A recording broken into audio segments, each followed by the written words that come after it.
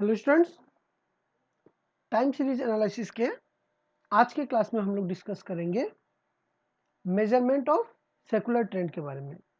पिछले क्लास में हमने डिस्कस किया था डिफरेंट जो कंपोनेंट्स हैं टाइम सीरीज के उसके बारे में। तो हमने देखा था टाइम सीरीज के 4 कंपोनेंट्स होते हैं: secular trend, seasonal, cyclical and irregular. तो आज हम डिस्कस करेंगे कि सेकुलर ट्रेंड को मेजर कैसे किया जाता है। तो जो मेजरमेंट ऑफ सेकुलर ट्रेंड जो है वो मेनली 4 तरीके से होता है। सबसे पहला ग्राफिकल और फ्री हैंड कार्व मेथड, दूसरा मेथड ऑफ सेमी एवरेजेस, तीसरा method of moving averages and चौथा मेथड ऑफ लीस्ट स्क्वायर्स। तो आज अब हम एक एक करके देखते हैं कि इन सब मेथड्स को कैसे यूज करते हुए सेकुलर ट्रेंड को मेजर किया जाता है। तो सबसे पहले ग्राफिकल और फ्री हैंड कार्व मेथड जो है, इसमें क्या होता है, the data of A given series is plotted on a graph and all the points are joined together with a straight line. This curve would be irregular as it includes short run oscillation. These irregularities are smoothed out by drawing a freehand curve or line along the with the curve previously drawn. This curve would eliminate the short run oscillations and would show the long period general tendency of the data. While drawing the curve, it should be kept in mind that the curve should be smooth and the number of points above the trend curve should be more or less equal to the number of points below in it. तो simply अगर हम लोग बात करें तो हम लोग x axis और वाई एक्सिस को पे यहाँ पे एक तरफ एयर्स को प्लॉट करते हैं और दूसरी तरफ जो एयर्स के अगेंस्ट में वैल्यूज होते हैं, फ्रीक्वेंसीज, उनको प्लॉट करते हुए पहले डॉट डॉट देके हर एक साल के हिसाब से उनके फ्रीक्वेंसीज को हम लोग पहले मार्क करते हैं और फिर एक स्मूथ कर्व ड्रॉ करते हुए हम ट्रेंड को समझने का कोशिश करते हैं।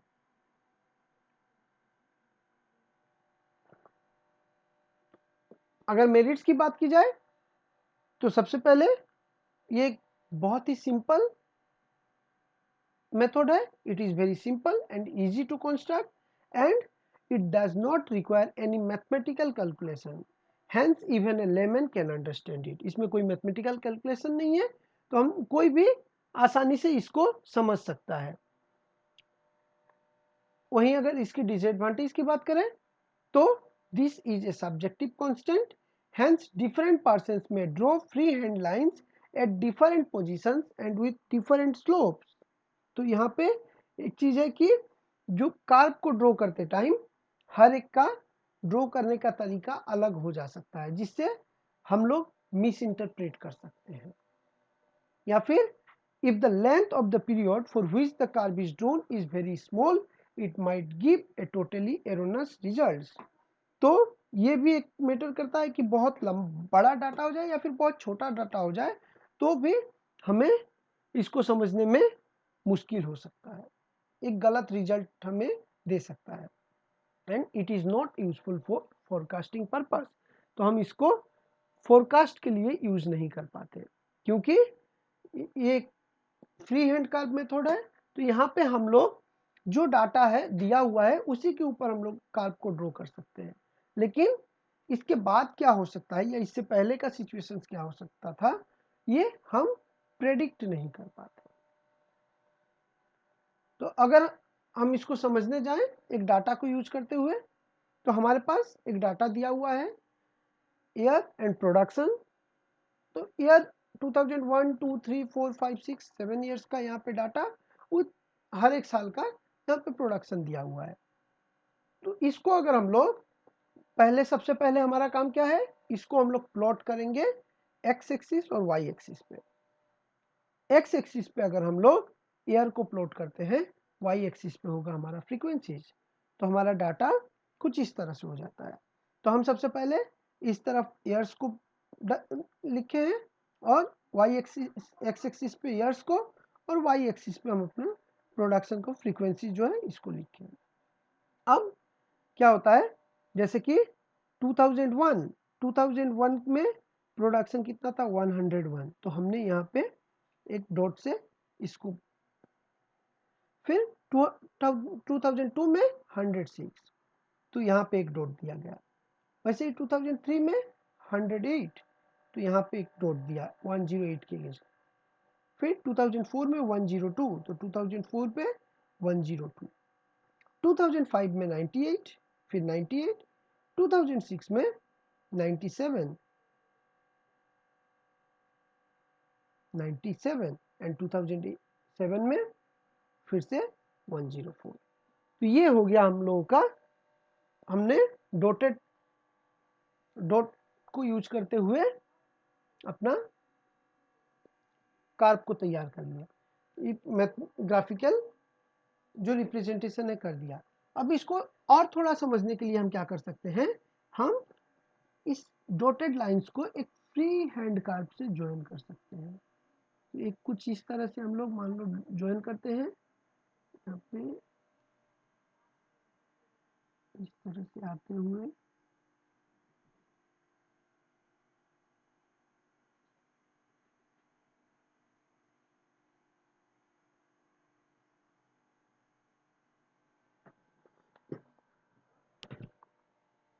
तो अब क्या हो रहा है कि ये जो फ्री हैंड कार्व मेथड है इसको ड्रॉ करने में तरीका अलग अलग हो सकता है।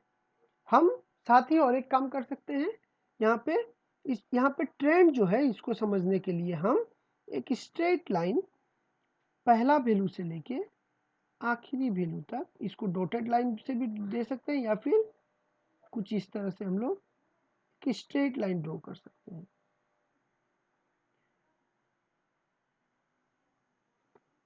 तो ये एक ट्रेंड को हमें समझाता है। लेकिन बात यहाँ पे एक चीज है कि सबसे पहला कि ये जो कार्व हम लोग ड्रॉ कर रहे हैं, ये कार्व ड्रॉ करने का तरीका किसी सेम एग्जैक्ट नहीं हो सकता है। तो इसलिए हमारा जो प्रेडिक्शन है या फिर समझने में वहाँ पे जो इंक्रीजमेंट है या फिर डिक्रीज जो हो रहा है वो समझने में हमें मुश्किल हो सकता है। लेकिन ये सबसे सिंपल है, हम हर कोई इसको आसानी से समझ सकता है और बहुत ही इजीली हम लोग ग्राफिकली रिप्रेजेंट कर सकते हैं। नेक्स्ट जो मेथड है वो है मेथड ऑफ सेमी एवरेजेस। तो जैसे कि ये नाम ही हमको बताता है कि सेमी एवरेजेस, यानी कि इसमें पूरा डाटा को दो हिस्सों में अगर हम लोग बांट रहे हैं और उसका एवरेज निकाल रहे हैं। Under this method the whole time series data is classified into two equal parts, average और सेमी एवरेज। सेमी मतलब जैसे कि आधा हिस्सा को यूज कर रहे हैं हम लोग, and the averages for each half are calculated. If the data is for even number of years it is easily divided into two. If the data is for odd number of years then the middle year of the time series is left। जैसे कि हमने यहाँ पे देखा, यहाँ पे 7 years है, 1 2 3 4 5 6 7, तो जो मिडिल ईयर है 2004 को हम लोग 2004 को हम लोग छोड़कर पहला 2001 2 3 का एवरेज निकालेंगे और इधर 2005 6 7 का, और इसको फिर हम लोग ग्राफिकली प्लॉट करेंगे। तो वही बात यहाँ पे बोला जा रहा है कि if the data is odd then the middle year of the time series is left and the two halves are constituted with the period one each side of the middle year, and the arithmetic mean for a half is taken to be representative of the value corresponding to the midpoint of the time interval of that. Thus we get 2 points. These points are plotted on a graph and then are joined by a straight line which is our required straight line.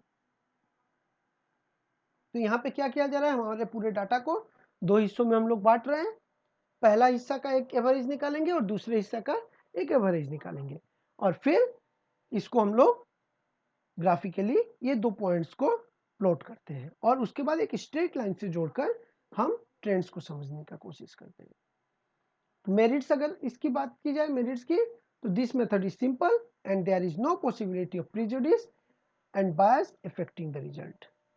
तो जब हम लोग straight line से direct जोड़ रहे हैं तो यहाँ पे क्या हो रहा है कि पहले वाले के इसमें जो हमें देखने को मिल रहा है कि ग्राफ ड्रॉ करने में एक अपना तरीका इफेक्ट कर रहा है, वो यहाँ पे कोई असर नहीं डाल रहा है। और दूसरा, this method is objective, everyone will get the same straight line from the same set of data. तो हर एक के लिए जो स्ट्रेट लाइन होगा वो सेम होगा। अगर डिमेरिट्स की बात की जाए तो in this method it is assumed that the independent variable and the other variable data are linearly related. क्योंकि हम लोग स्ट्रेट लाइन को ड्रॉ कर रहे हैं, मतलब हम लोग एक एजम्पशन के साथ चल रहे हैं कि एक लीनियर रिलेशन है इंडिपेंडेंट वेरिएबल यानी कि जो टाइम है और अदर वेरिएबल डाटा जो हमारा प्रोडक्शन का हो सकता है या फिर किसी भी चीज का हो सकता है, जो इन दोनों के बीच में एक लीनियर रिलेशनशिप है, हम लोग पकड़ के चलेंगे।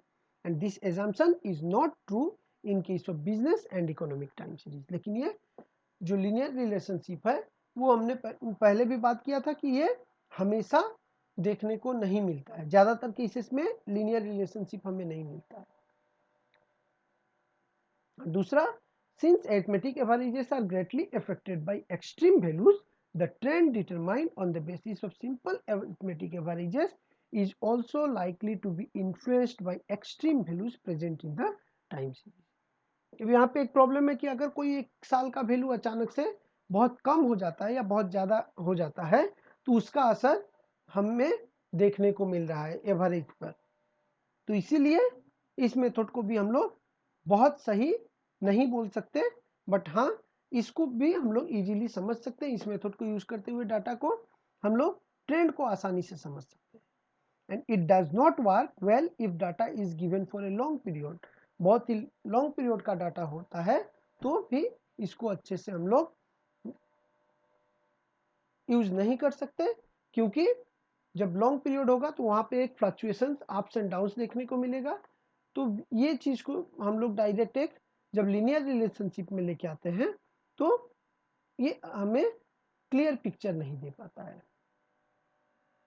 अब जैसे कि हमने ऊपर वाला एग्जांपल जो हमने देखा उसमें ऑड नंबर ऑफ ईयर्स था, टोटल नंबर ऑफ ईयर्स 7 था। यहाँ पे क्या हो रहा है, इवन नंबर ऑफ ईयर्स, यानी कि यहाँ पे 1 2 3 4 5 6 7 8 ईयर्स का डाटा है। तो इसमें हम क्या करेंगे, जैसे कि हमारा नाम हमें सजेस्ट करता है, तो अगर हम पहले के हिसाब से डाटा को प्लॉट कर रहे हैं तो ये हमारा प्लॉट्स हो गया 1 2 3 4 5 6 7 8 ईयर्स का। लेकिन हम क्या कर रहे हैं, हमें सेमी एवरेज निकालना है, यानी कि फर्स्ट 4 ईयर्स का 1 2 3 4 ईयर्स का अगर हम लोग एवरेज निकाल रहे हैं तो क्या होता है 101 plus 106 plus 108 plus 103 divided by 4।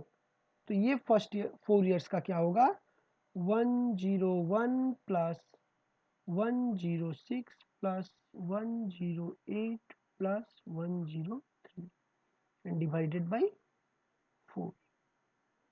तो क्या हो जा रहा है 400 7 815 418 डिवाइडेड बाई 4, यानी कि 104.5। और दूसरा 4 ईयर्स का 98 plus 97 plus 104 plus 101 divided by 4 plus 1 5 और यहाँ पे 5 कम है यानी कि 400 divided by 4 is equal to 100। तो फर्स्ट हाफ का हमें मिल रहा है 104.5। तो हमारे पास 4 ईयर्स है 1 2 3 4। तो इसके बीच में हम एक किसी भी पॉइंट पे 104.5 मान लो हमारा पॉइंट यहाँ मिलता है। एंड दूसरा 100, 1 2 3 1 2 3 4, तो इसका बीच में 2006 एंड 2007 के बीच में 100।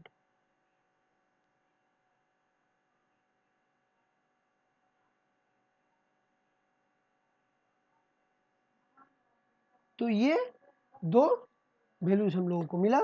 अब क्या करेंगे, हम लोग इसको एक स्ट्रेट लाइन से जोड़ रहे हैं।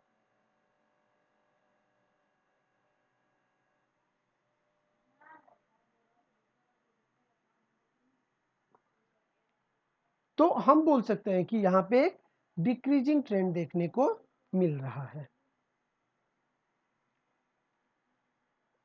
तो इस तरह से हम लोग सेमी एवरेज मेथड को यूज करते हुए अपने डाटा को प्लॉट कर सकते हैं और एक प्रेडिक्शन हम लोग एक अपने डाटा का एक आइडिया दे सकते हैं। बट प्रेडिक्शन करना यहाँ पे भी पॉसिबल नहीं है कि इन फ्यूचर हमारा रिजल्ट कैसा हो सकता है, क्योंकि ये एक मैथमेटिकल यहाँ पे कैलकुलेशन, कोई मैथमेटिकल कैलकुलेशन नहीं है उतना ज़्यादा। So prediction is not possible in this case also. तो आज हम लोग यही दो मेथड्स को समझते हैं। नेक्स्ट क्लास में बाकी दो मेथड्स के बारे में डिस्कस करेंगे। तो हमने डिस्कस किया मेथड, ग्राफिकल मेथड और मेथड ऑफ सेमी एवरेज। बचा दो methods, method of moving average and method of least squares. इनको एक एक करके हम लोग नेक्स्ट क्लासेस में डिस्कस करेंगे। ओके, आज के लिए इतना ही। Thank you.